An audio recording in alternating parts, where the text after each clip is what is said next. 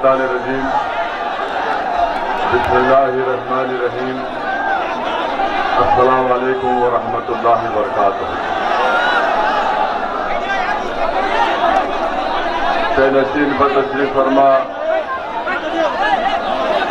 हमारे भाई मोहतरम अतीक अहमद साहब की अहलिया मोहतरमा शाइस्ता साहिबा, उत्तर प्रदेश के मजलिस इत्तेहादुल मुस्लिमीन के सदर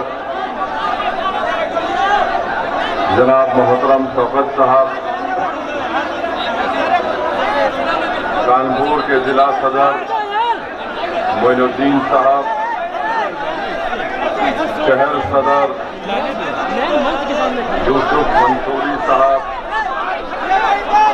सेंट्रल यूपी के इंचार्ज रफीउल्लाह मंसूरी साहब, यूथ सदर उमर मारूफ साहब,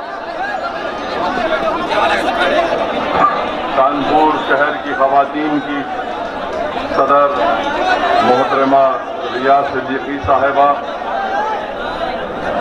एडवोकेट नासिर साहब साबिका सदर और मजलिस इत्तेहादुल मुस्लिमीन के कॉरपोरेटर शरद सवंकर साहब, उत्तरुला के मजलिस इत्तेहादुल मुस्लिमीन के उम्मीदवार डॉक्टर मन्नान साहब, मजलिस इत्तेहादुल मुस्लिमीन के चीफ स्पोक्स पर्सन व तर्जुमान मोहतरम जनाब आसिम वक़ार साहब, मेरी इज़्ज़तदार माँ और बहनों, मुअज़्ज़िज़ हाज़रीन इकराम, बुजुर्गान मिल्लत और मेरे नौजवान साथियों, बैठ जाइए, पूरे बैठ जाइए, आराम से बैठिए, पूरे बैठ जाइए। मेरे अजीज दोस्तों और बुजुर्गों, मैं अपनी आज की तकरीर को जो अल्लाह सुब्हाना व तआला ने मुझे बोलने की सलाहियत दी है, मैं अपनी आज की इस तकरीर को यहाँ कोई नहीं बोलेगा, अच्छा ये आप लोग कोई नहीं बोलेगा और यहाँ पर किसी चीज को बैठने के मत बोलिए, क्या है वो बैठिए, बस एक दूसरे को मत बोलिए, रुक जाइए, हम देख रहे हैं ना, बस ठीक है, आप छोड़ दीजिए, छोड़ दीजिए, कोई किसी को ना बोले। मैं आपको ये बताना चाहता हूं कि आज की मेरी ये तकरीर को मैं अपने अल्फाज जो आज अल्लाह मुझे बोलने की सलाहियत देगा, मैं अपनी पूरी मुकम्मल आज की तकरीर को कानपुर के वो मजलूम मोहम्मद रईस और मोहम्मद सैफ और आफ्ताब आलम के नाम पर करता हूं, जिनको दिसंबर 2020 में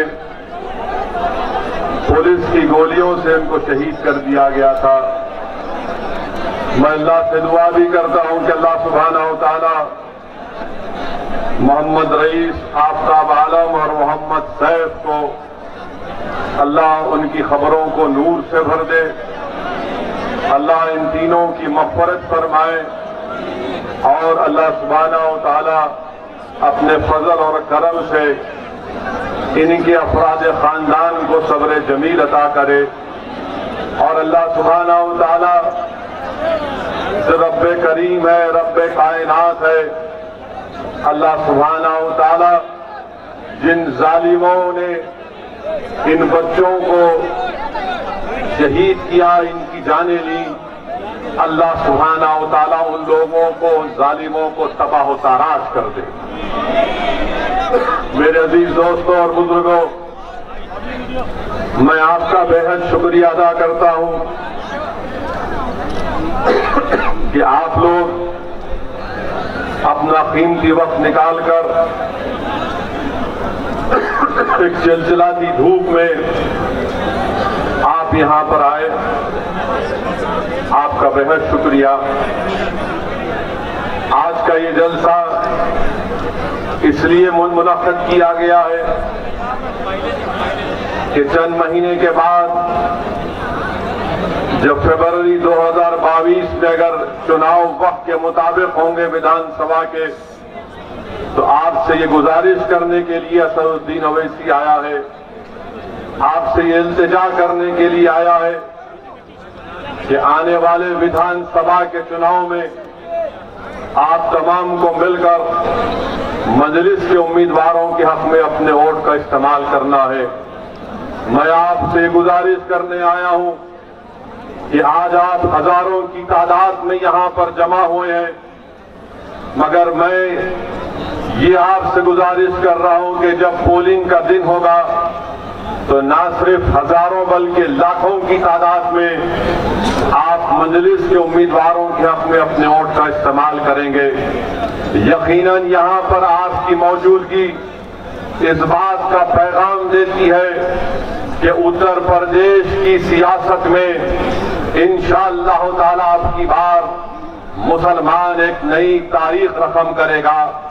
आपका यहां पर इतनी बड़ी तादाद में जमा होना इस बात का पैगाम देता है उन तमाम सियासी पार्टियों के जिम्मेदारों को जिन्होंने बरसों से हमारा वोट तो दिया मगर सही मानों में अक़लियतों से और खास तौर से मुस्लिम अक़लियत से इंसाफ नहीं किया।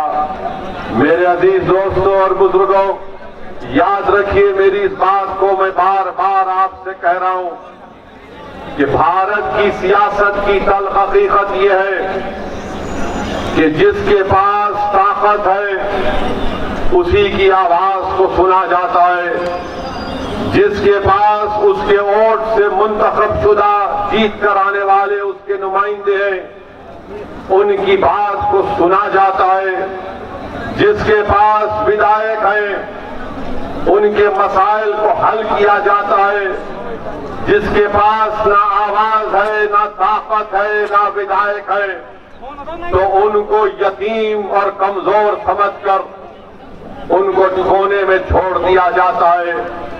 ये बात बिल्कुल सच है। मैं आपसे जो कह रहा हूं कड़वी जरूर है मगर याद रखिए ये सच्चाई है।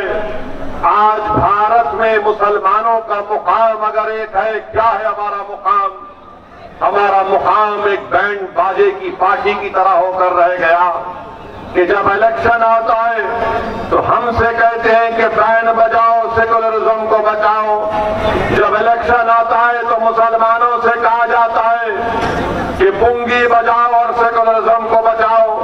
मुसलमानों से कहा जाता है कि हारमोनियम पर साज निकालो ताकि मुल्क का सेकुलरिज्म बच जाए। और आपने देखा होगा कि शादी की बारात जब निकलती है दूल्हे के घर से तो दूल्हा घोड़े पर होता है और शाम में होते हैं बैंड बाजे वाले। और जब दूल्हा उस मुकाम पर पहुंच जाता है जहां पर उसकी शादी होना है तो बैंड बाजे वालों से कहा जाता है कि तुम इस मुकाम में अंदर दाखिल नहीं हो सकते क्योंकि तुम्हारा काम था दूल्हे की बारात को बैंड बाजा बजा कर लाना। अब तुम्हारा काम खत्म हुआ, तुम बाहर रहोगे, किसी कोने में जाकर बैठ जाओ। यही हाल मुसलमानों का करके रख दिए हैं लोग। जब इलेक्शन आता है मेरे अजीज दोस्तों, गयूर नौजवानों, मेरी बात को सुनिए। मैं चाहता हूं कि जब आप यहां से जाएं एक फिक्र लेकर जाएं, एक सोच लेकर जाएं। मैं ये चाहता हूं कि आप एक फैसला कर लें कि इस आने वाले विधानसभा में क्या आप सिर्फ वोट डालने वाले रहेंगे या नेता भी बनेंगे, या आप सिर्फ वोट डालते रहेंगे और वही बैंड बाजा पार्टी की तरह कोई दूल्हा बनेगा, आप उसके वास्ते बड़े बैंड बजाएंगे, बड़े बड़े गाने गाएंगे, नाचेंगे और जब वो जाएगा उस मुकाम पर जहां पर शादी होना है तो वहां पर कहा जाएगा तेरा काम नहीं है, तेरा काम हो गया, तू बाहर रुक जा। असदुद्दीन ओवैसी आपको पैगाम देने आया है कि हम अब बैंड बाजा नहीं बजाएंगे, अब हम जमहूरी तरीके से इन लोगों को बजाकर अपने उम्मीदवार को कामयाब करेंगे। हम जब बजाएंगे, जब हम बजाएंगे तो योगी आदित्यनाथ उल्टा ना समझे ये बजाने की बात कर रहा है। हम जमहूरियत में बजाने की बात कर रहे हैं। और कैसा बजाएंगे? हम अपना एक एक ओट पतंग के निशान पर दबाएंगे और दबा कर कहेंगे कि बेटा अपना जो तुम आप बाजा बजाओ और पुंगी बजाओ। आप अंदाजा लगाइए। आप सुनिए, मैं आपसे दाद हासिल करने नहीं आया हूं। ये कोई मुशायरा नहीं है कि शायर बोल रहा है वाह वाह मुकर्रर मुकर्रर कह रहे हैं। ये एक सियासी जलसा है। आप अपना कीमती वक्त निकालकर इतनी धूप में यहां पर हजारों की तादाद में आए हैं, तो थोड़ी देर के लिए मेरी बात को सुन लीजिए। मैं जो कहना चाह रहा हूं मेरे दिल के जज्बात हैं। जो मैं कहना चाहता हूं मेरे दिल में, दिमाग में बेचैन मुझे कर देती है जब इन तमाम चीजों को देखता हूं। तो जब आवाम के दरमियान में आता हूं तो अपनी तकलीफ को आपके सामने बयान कर रहा हूं। मेरे अजीज दोस्तों और बुजुर्गों, विधानसभा के चुनाव आ रहे हैं और आपको ये बताना चाह रहा हूं, आप जानते उत्तर प्रदेश की राजनीति में, उत्तर प्रदेश की सियासत में जिस किसी समाज का नेता है उस समाज की इज्जत की जाती है। अगर कोई ब्राह्मण समाज का है तो उसका नेता है। अगर कोई ठाकुर है तो कहेगा कि योगी ठाकुर है हमारा नेता है। अगर कोई यादव है तो कहेगा अखिलेश हमारा है। अगर कोई दलित है उसमें जाटव है तो कहेगा कि बहन जी है हमारी नेता। और अगर कोई कुर्मी होगा तो कहेगा कि अनुप्रिया हमारी बहन हमारी नेता है। कोई आगरे का बागेल होगा तो कहेगा कि वो हमारा नेता है। बताओ, अपने दिल पर हाथ रख के मैं तुमको अल्लाह का वास्ता देता हूं, तुम्हारा नेता कौन है उत्तर प्रदेश में? नहीं, आपका नेता उत्तर प्रदेश में कौन है बताओ? कोई तुम्हारा नेता है मुसलमानों का? नहीं, दिल पे हाथ रखकर पूछो, अपने आप से सवाल करो। जब सब समाज ने अपना अपना नेता बना लिया, अपने अपना पावर बना लिया, 19% मुसलमान उत्तर प्रदेश में एक किसी को नेता बनाया आपने। ये मुझसे मत कहो, ये अपने आप से कहकर दिलासा मत दो कि नहीं ये पार्टियां किसी को नेता बनाने नहीं देती हैं। मेरे अजीज दोस्तों और बुजुर्गों, ये जो जमहूरियत है, भारत का संविधान आपको इस बात की इजाजत देता है कि आप नेता बने। और अगर ये नाम निहाद सेकुलर पार्टियां अगर आपको नेता नहीं बनाना चाहती है तो क्या आप खामोश बैठ जाएंगे? क्या आप आगे बढ़कर अपना हक हासिल नहीं कर सकते? मैं आपको बताने आया हूं कि असदुद्दीन ओवैसी यहां पर अपनी मकबूलियत के लिए या अपनी अना की तस्कीन के लिए नहीं आया। असदुद्दीन ओवैसी उत्तर प्रदेश को इसलिए आया है, आता रहेगा इंशाअल्लाह ताला, जब तक अल्लाह मुझे जिंदा रखेगा उस वक्त तक आता रहूंगा, उस वक्त तक आता रहूंगा जब तक अल्लाह मेरे जिस्म में एक सांस को बाकी रखेगा। मैं अपने मरने से पहले, अल्लाह मुझे बुलाने से पहले मेरी एक ही ख्वाहिश है कि उत्तर प्रदेश में असदुद्दीन ओवैसी से बेहतर एक नहीं बल्कि 100 नेता बने जो आपकी आवाज सुन सके। ये काम आपको करना है। और याद रखो, इस तरह जज्बाती नारे मारने से कोई नेता नहीं बनता, ना जिस तरह की जज्बाती बातों से नेता नहीं बनता। नेता उस वक्त बनता जब आप मुत्तहिद होंगे, जब आप इत्तेहाद को मजबूत करेंगे।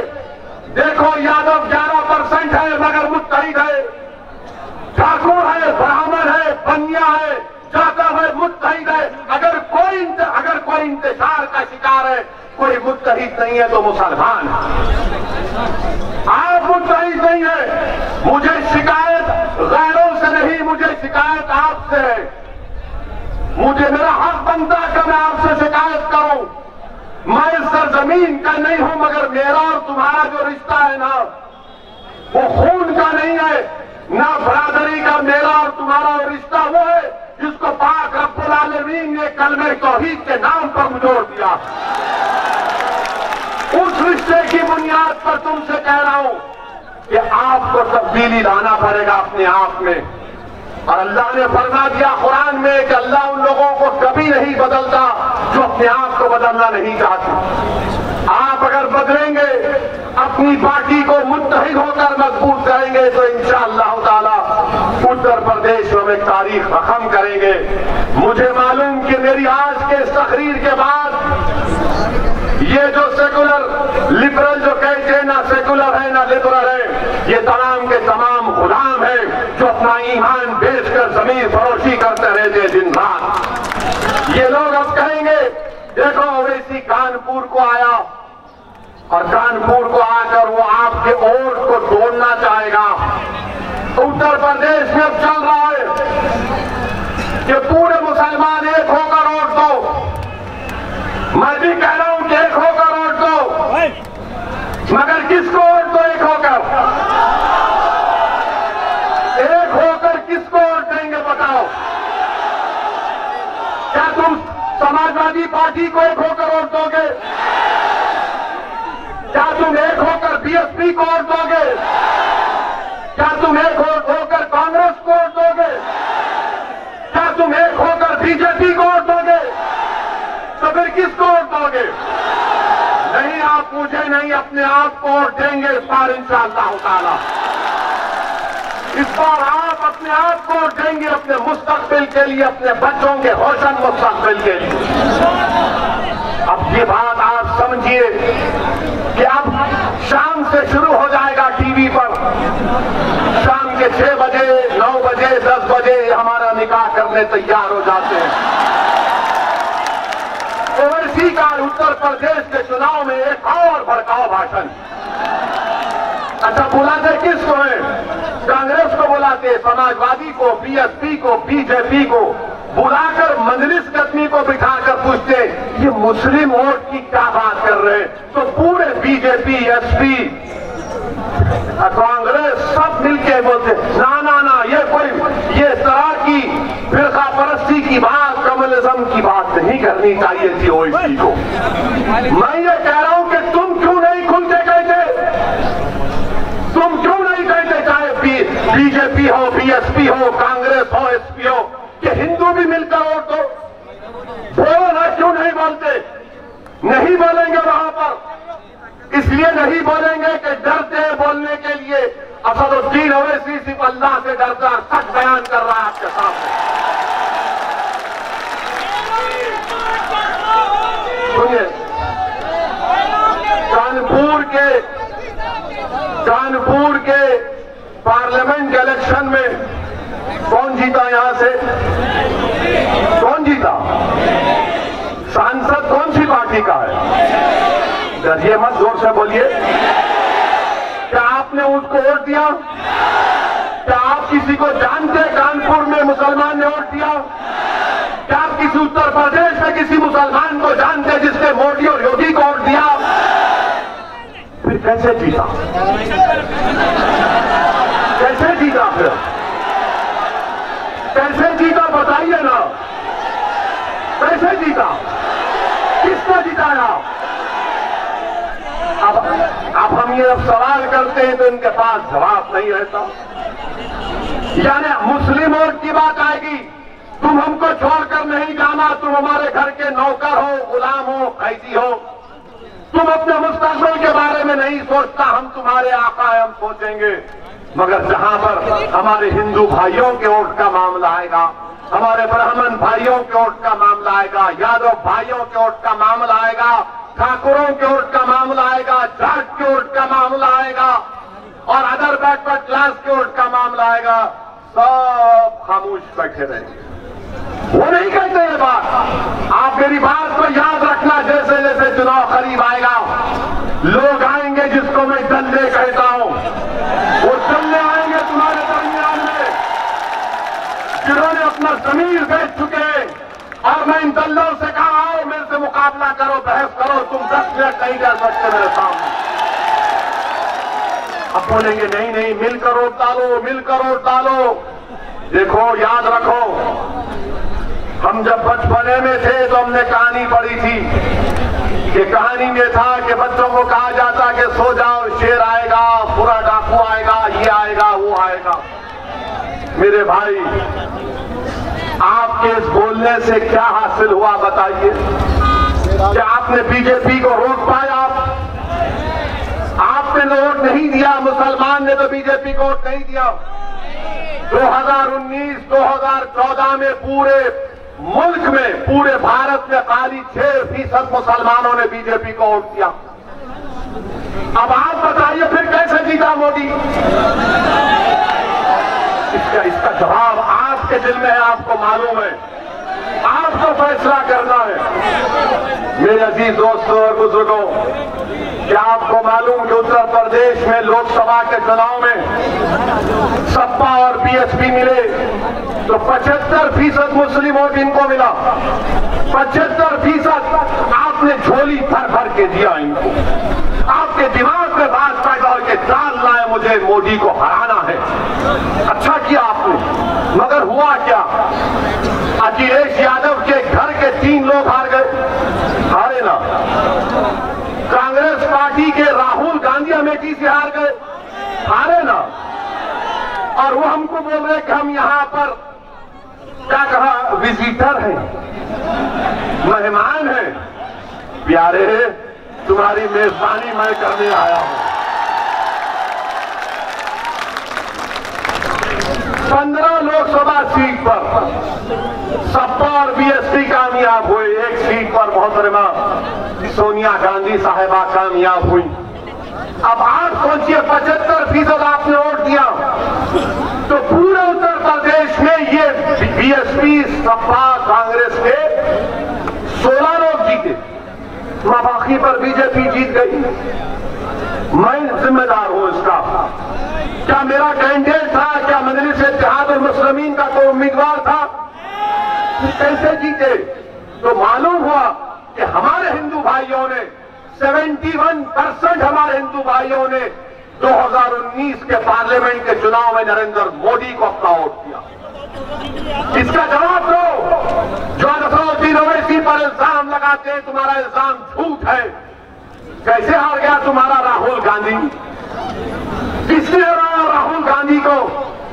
क्या मेरे अजीमनाथ उड़कर अमेठी को जाकर लोगों को बोले? क्या मैंने कान में आयतल कुर्सी पढ़ के फूंक दिया सबके?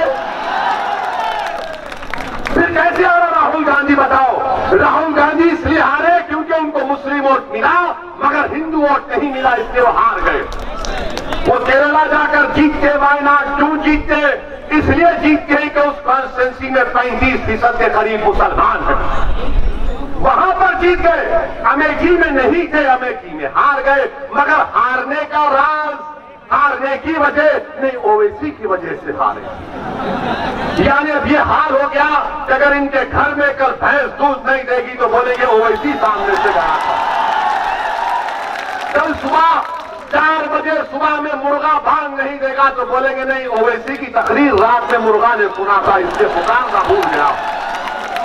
और अगर कोई 50 साल का होकर भी शादी ना करे तो बोलेंगे नहीं, इसमें भी सोचना पड़ेगा क्या वजह। यानी हर चीज की जिम्मेदारी मुझ पर, हर चीज की जिम्मेदारी मुझ पर। मेरे अजीज दोस्तों और बुजुर्गों, मैं आपको बताने आया हूं कि हर समाज का लीडर है, हर समाज के पास उनकी एक सियासी पहचान है, उनकी क़यादत है और इसीलिए उनके मसाइल हल होते हैं। पूछो, आप बताओ अपने आप से कि CAA का जब कानून पार्लियामेंट में बनाया जा रहा था, पूरी पार्लियामेंट में बीजेपी के 300 MP के सामने, अमित शाह के सामने किसने बताया कि CAA का कानून काला कानून है? और अमित शाह के सामने हमने कहा है कि अम्बेडकर के बनाए हुए संविधान के खिलाफ है, ये काला कानून है, मैं इसको नहीं मानता, उस कानून को फाड़ दिया मैंने। आप बताइए ये लोग क्या कर रहे थे? आज मजलिस को कांग्रेस, सपा बोलती है कि ये वोट काटने आए। पूछिए इन पार्टियों से कि जब अमित शाह ने 2019 जून या जुलाई में अनलॉफुल एक्टिविटीज प्रिवेंशन एक्ट का कानून का तरमीम करने का बिल लाया। और वो कानून क्या कहता है मालूम आपको? दिल्ली में एनआईए का एक इंस्पेक्टर कानपुर के किसी एक बच्चे को टेररिस्ट करार दे सकता है बगैर उस पर कोई केस आए। उस कानून की तारीफ किसने की? कांग्रेस ने की। उस कांग्रेस की तारीफ, उस कानून की तारीफ समाजवादी पार्टी ने की। उसकी मुखालिफत कौन किया? कौन तरमीमात पेश किया? किसने उस कानून के खिलाफ वोट दिया? वह मजलिस इत्तेहाद और मुस्लिमीन असदुद्दीन ओवैसी और इम्तियाज जलील। क्यों क्या आपने तायीद की? क्यों समाजवादी ने और कांग्रेस ने तायीद की? इनके पास कोई जवाब नहीं है।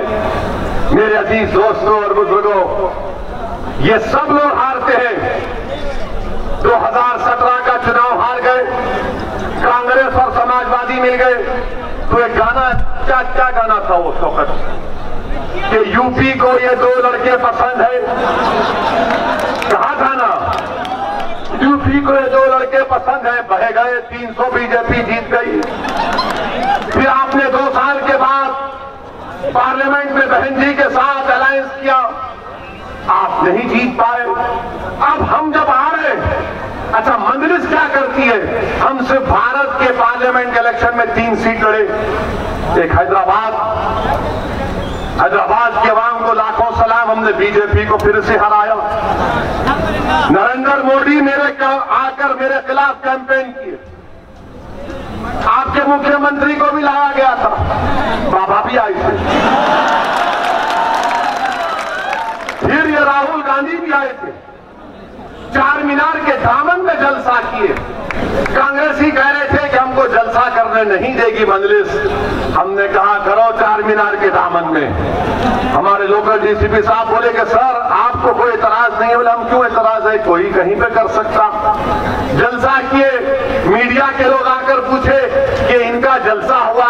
मैंने कहा हाँ, ये चार मीनार हमारे अब्बा की इमारत है, अब्बा के सामने आई है। कुछ नहीं चला, हार गए।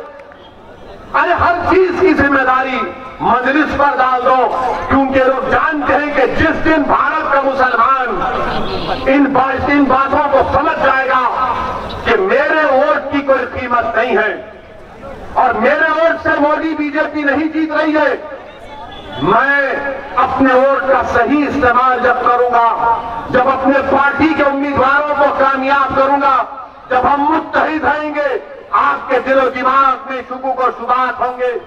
अरे नहीं, इसको वोट देंगे तो क्या होगा? मेरे भाई, मैं आपसे अपील कर रहा हूं कि जिंदगी में एक मर्तबा कभी अपने आप के लिए वोट देकर देखो। तुमने बरसों इन तमाम को वोट दिया, क्या हासिल हुआ तुमको बताओ? तुमने आज हम तमाम ने सुना कि अजीज साहब की अहलिया हमारी बहन है। उस बहन अपने शौहर का खत पढ़कर सुना रही थी तो जज्बात से मगरूब हो गई। 5 साल से अपने शौहर को नहीं देख पाती, बच्चे अपनी बाप की मोहब्बत से महरूम, घरों को डिमोलिश कर दिया गया। आजम खान जेल में है, बकरी चोरी के केस में केस बुक हो जाता है। मुख्तार जेल में है और उत्तर प्रदेश की जेलों में 27% मुसलमान, ये गवर्नमेंट ऑफ इंडिया का डेटा है, अंडर ट्रायल है। उत्तर प्रदेश में 5 साल और 15 साल के दरमियान में जो बच्चे स्कूल को नहीं जाते, 60% मुसलमान है। उत्तर प्रदेश में अगर ग्रेजुएट सबसे कम निकलते हैं तो मुसलमानों के 2%। बताओ फिर कब उठोगे आप? कब उठोगे आप? बताओ, तुम्हारा खून चूसा जा रहा है, तुम्हारे तरक्की के राहों को खत्म कर दिया गया, तुम और नीचे नहीं जा सकते। अब तुम समंदर की तह पर आ चुके हो, यहां से उठना है आपको, उठना है। और ऐसे उठोगे इंशाअल्लाह ताला, जैसा अल्लाह के हुक्म पर रोज सूरज निकलता है, ये बादल छटाइए। तुम मेरी बात को याद रखो, इंशाअल्लाह ताला सूरज निकलेगा, सूरज की किरणें चमकाएंगी आपको। और जब धूप आएगी तो दुनिया समझेगी कि हाँ, जिसको हमने 60 साल झूठ और धोखा देकर दबा कर रखा, आज वो बाशऊर हो चुका है, आज वो अपने हक को पहचान चुका है, आज हो चुका है। याद रखो, अगर आज आप नहीं उठेंगे तो नुकसान किसका होगा? नुकसान समाजवादी का नहीं होगा, नुकसान बीजेपी का नहीं होगा, नुकसान कांग्रेस का भी नहीं होगा, नुकसान हमारा होगा। मैं नौजवानों से, उनके बड़ों से अपील कर रहा हूं कि आपने अपनी जवानी को लुटा दिया इन तमाम लोगों के लिए, खुदा के लिए इन बच्चों की जवानी को मत लुटने दीजिए। मैं अपनी मां और बहनों से अपील करने आया हूं कि आपने रातों में कभी तुमने चैन की नींद नहीं सो सकी। हमारी मां रात में करवट लेती थी कि मेरा बच्चा अभी तक घर को नहीं आया, मेरे बच्चे का स्कूल के फीस का इंतजाम कैसे करेंगे, मेरे शौहर की नौकरी का क्या होगा। अगर कहीं से पटाखे की आवाज आ गई तो मां का कलेजा हिल जाता है कि कहीं मेरे बच्चे को गोली तो नहीं लग गई, कहीं मेरे बच्चे को गोली तो नहीं लग गई। मेरे भाई, ये कब तक इस गैर यकीनी कैफियत में हम जिंदगी गुजारेंगे? जमहूरियत है, संविधान है, और संविधान भारत का आईन आपको इजाजत देता है कि अपने वोट से अपनी क़यादत को बनाओ, मुझे मत बनाओ। मैं आज हूं, कल इस दुनिया से चला जाऊंगा, मैं भी जमीन की ग़िज़ा कभी बन जाऊंगा, मगर आपके लिए आया हूं और आपके लिए आता रहूंगा। आप याद रखो मेरी इस बात को कि मैं आप तमाम को, भारत के हर मजलूम अवाम को अपने पलकों पर रखता हूं, हर कमजोर को अपने पलकों पर रखता हूं। मैं जब इस दुनिया से जाऊंगा तो मेरी एक ही ख्वाहिश है कि अल्लाह मुझे अपने जिस्म से रूह निकालने से पहले मैं ऐसे नुकूल छोड़ जाऊं कि हर कोने में भारत का 100 ओवैसी से बेहतर एक सियासी कायद, एक सियासी रहनुमा बन सके। मेरे अजीज दोस्तों और बुजुर्गों, आप और सुनना चाह रहे या खत्म कर दें? गर्मी तो नहीं हो रही? बोले, थके तो नहीं ना? थके तो नहीं ना? बोर तो नहीं हो रहे ना? तो ठीक है, अब इतना बोलेंगे कि इंशाअल्लाह ताला विधानसभा के चुनाव तक, उसके बाद भी जिंदगी भर बोलते रहेंगे। और ये तमाम लोग बीजेपी हो, हम कल इलाहाबाद जा रहे थे, गाड़ियों का काफिला है, ये बजरंग दल के लोग बैठ के आ गया, कोई नहीं आना। हमारा जलसा इलाहाबाद में हो रहा तो सपा, बीएसपी, कांग्रेस ने एक अफवाह फैला दी, रूमर, नहीं आ रहे। यहां भी फैली, होता है। इससे मालूम हो गया कि कितने झूठे हैं ये, कितने झूठे हैं। मेरे अजीज दोस्तों और बुजुर्गों, हम जब बोलते हैं तो कहते बहुत बोलता है, इसके बोलने से तकलीफ होती है। अब आप एक बार, नहीं चाय कड़वी नहीं, याद रखो। असदुद्दीन ओवैसी के बारे में किसी ने अच्छा कहा कि चाय की प्याली तो गर्म होती है मगर केतली उससे ज्यादा गर्म होती है, समझे ना?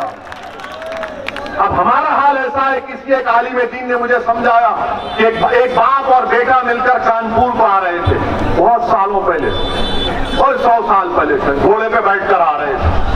तो किसी एक आदमी ने कहा, ये क्या बात है, बेटा बैठा है, बाप बैठा है, बेटों का उठो, बाप को बैठने दो। तो बेटा बोला, हाँ बाप को तकलीफ हो रही है, आराम से। बेटा उतर गया, थोड़ी दूर चले तो फिर किसी ने कहा, ये क्या तू कैसा बाप है, तेरा बेटा चल रहा है, तू उतर। तो वो भी उतर गया, बेटा बैठ गया। बाद में किसी ने कहा, तुम कैसे इंसान हो, जानवर पर जुल्म कर रहे, दोनों उतर गए।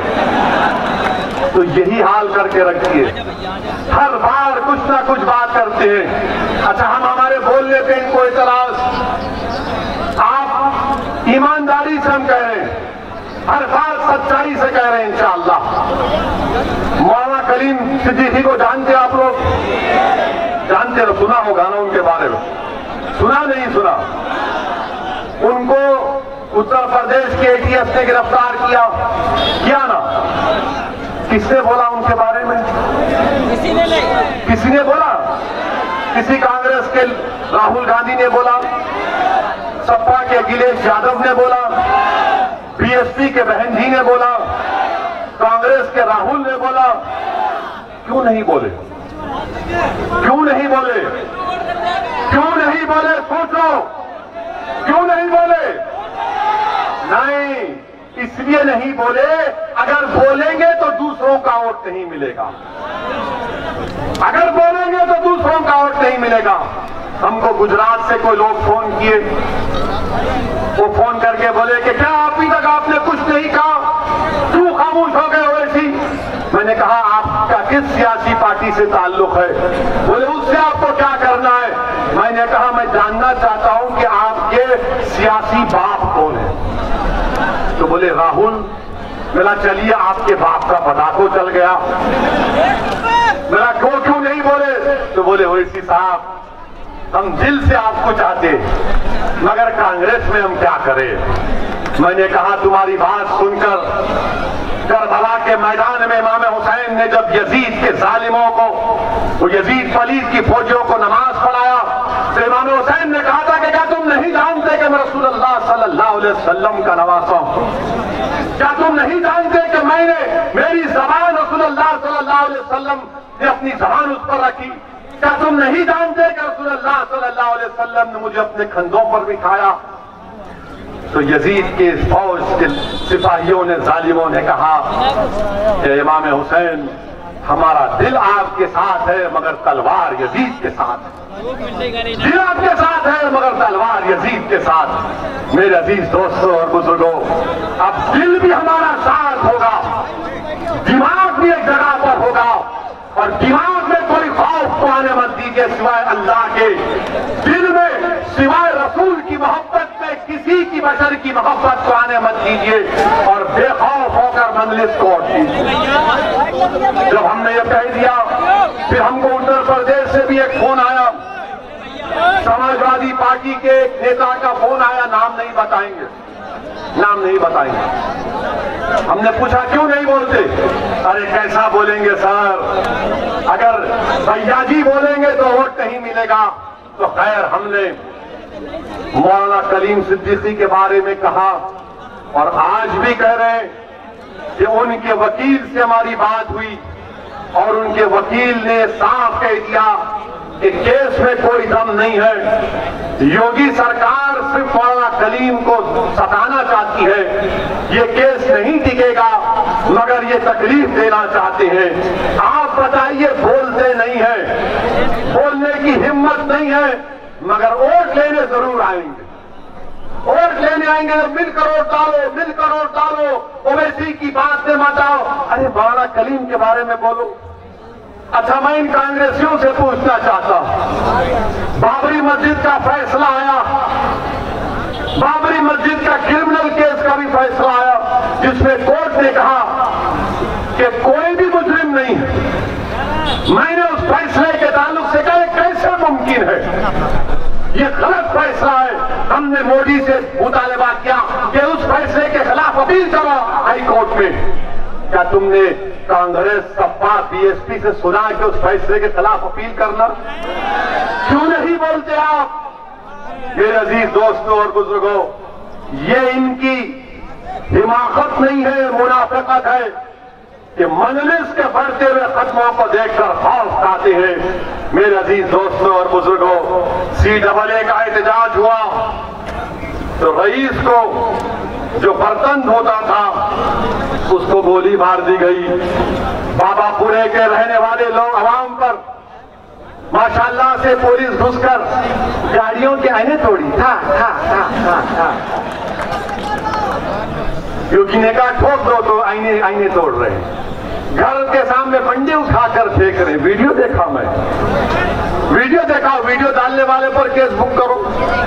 आफ्ताब आलम जो स्कूल में काम करता था, भीड़ आई, भीड़ से बचने के लिए किसी घर में छुप गया, बाहर निकला तो आफ्ताब आलम के सीने में गोली लग गई, मोहम्मद सैफ मर गया।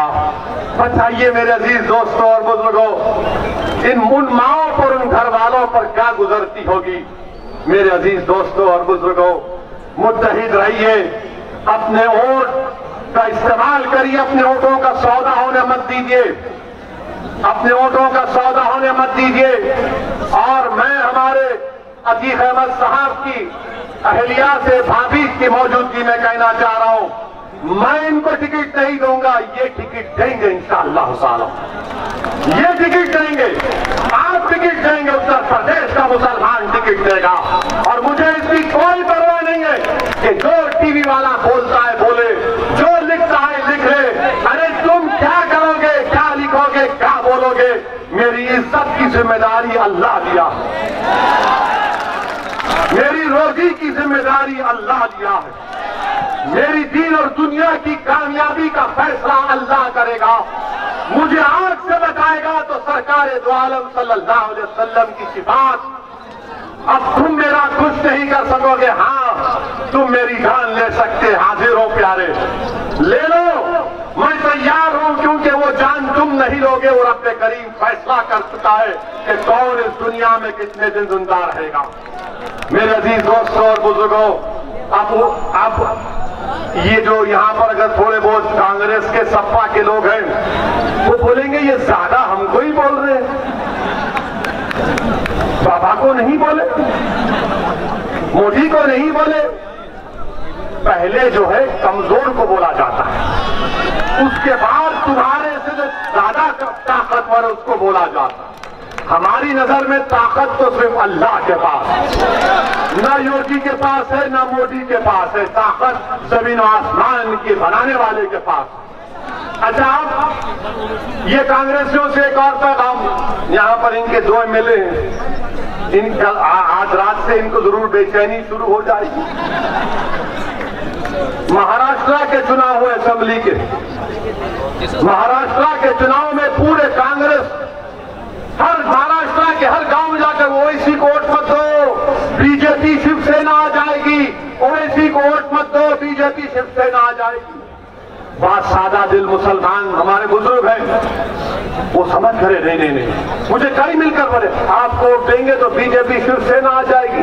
अब अपने बुजुर्गों से बोले कि चाचा ये यहाँ पर शिवसेना कांग्रेस मिलने वाली, बोले नहीं हम नहीं दे सकते। जो नौजवान था वो तो तय कर चुका था कि नहीं अब के बाद हम ओवैसी का साथ देंगे। तो इलेक्शन हो गया, इलेक्शन होने के बाद क्या किया कांग्रेस ने, शिवसेना का मुख्यमंत्री बना दिया, शिवसेना को चीफ मिनिस्टर बना दिया, हमारे नाम से डराकर वोट तो लिया मुसलमानों का महाराष्ट्र के और शिवसेना को मुख्यमंत्री बना दिया।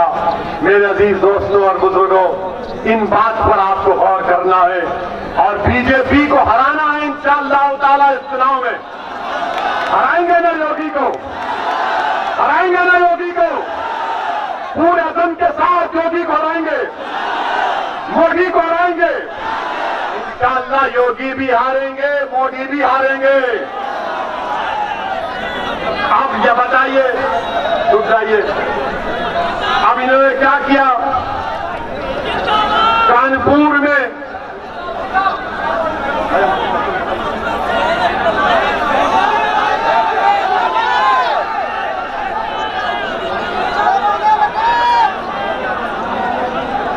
कानपुर में कोविड की सेकेंड वेव आई नहीं आई, आपको ऑक्सीजन मिली, जोर से बोलिए, कानपुर की जनता को ऑक्सीजन मिली, तो क्या आप बीजेपी को ऑक्सीजन देंगे आने वाले चुनाव में? क्या बीजेपी का ऑक्सीजन बंद करेंगे? बंद करेंगे नहीं करेंगे? अरे डरो मत प्यारे, जोर से बोलो, तो लगाओ मेरे साथ नारा, नारे तकबीर, नारे तकबीर। कानपुर में योगी जी मामला गर्म हो गया, कानपुर में 75 टन ऑक्सीजन की जरूरत थी, तो योगी आदित्यनाथ की सरकार सिर्फ 18 टन ऑक्सीजन दे रही थी। मैं उत्तर प्रदेश और कानपुर की जनता से अपील कर रहा हूं, जो सरकार आपको ऑक्सीजन नहीं दे सकी वो आपके वोट के हकदार नहीं, वो आपके वोट के हकदार नहीं है। कानपुर की टैनरीज को खत्म कर दिया गया, कानपुर की चमड़े की इंडस्ट्री को खत्म कर दिया गया, नहीं किया गया। आप ये योगी के बारे में सुनिए। जनवरी 2019 में 130 जजुआ में फैक्ट्रियों को बंद कर दिया गया। क्यों किया गया? कि कुंभ मेला आ रहा था। पहले कुंभ मेला होता था और 3 दिन शाही स्नान के लिए फैक्ट्री बंद होती थी। योगी ने कहा 3 महीने बंद कर दो। मकसद क्या था कि दलित और मुसलमान उन फैक्ट्रियों में काम करता, उनको उससे रोजगार से महरूम कर दिया जाए। और फिर फरवरी 2020 को उत्तर प्रदेश के पोल्यूशन कंट्रोल बोर्ड ने 240 फैक्ट्रियों को बंद कर दिया। रोजगार से दलित और मुसलमान महरूम हो गया। और आपको मालूम, लेदर इंडस्ट्री ने कहा कि सितंबर 2020 तक 2100 करोड़ का नुकसान हो गया। इसकी जिम्मेदारी योगी आदित्यनाथ पर आती है। मार्च 2021 में करीब 90 जमुआ में फैक्ट्रीज को बंद कर दिया गया। मेरे अजीज दोस्तों और बुजुर्गों, मेरी आपसे गुजारिश है कि आप कानपुर के मुकद्दर को बदलिए। यहां पर अंडरग्राउंड केबलिंग की गई। बारिश आई तो शॉर्ट नहीं लगता रोड पे, आपको लगता है ना? केबलिंग 4 फीट क्यों नहीं चाहिए थी, 1 फीट की कर दी है। योगी आदित्यनाथ की सरकार से जाकर कहो कि आपने रोजगार दिया तो कहीं सबको दे दिया। 33 लाख उत्तर प्रदेश का नौजवान का नाम है रोजगार के पोर्टल के ऊपर। योगी नाकाम साबित हुए। गैस की कीमत कितनी है? गैस सिलेंडर की 14 लीटर गैस की सिलेंडर की कीमत कितनी है? 825 रुपये, 900 रुपये है ना। अब आप जाकर किसी ने कानपुर से प्रधानमंत्री के पास गए, बोला कि प्रधानमंत्री इतनी कीमत हो गई। बोले मुझे क्या करना है, जाकर बाबा से कहिए। बाबा ने कहा मुझे क्या करना, मैं तो दूसरी गैस छोड़ता हूं। आप बताइए गरीब क्या करेगा? पेट्रोल डीजल 100 रुपये के करीब हो गया। गंगा के पानी पर लाशें तीर रही थी, दवाएं नहीं मिली, दफनाने के लिए जमीन नहीं मिली, अंतिम संस्कार करने के लिए लकड़ी नहीं मिली।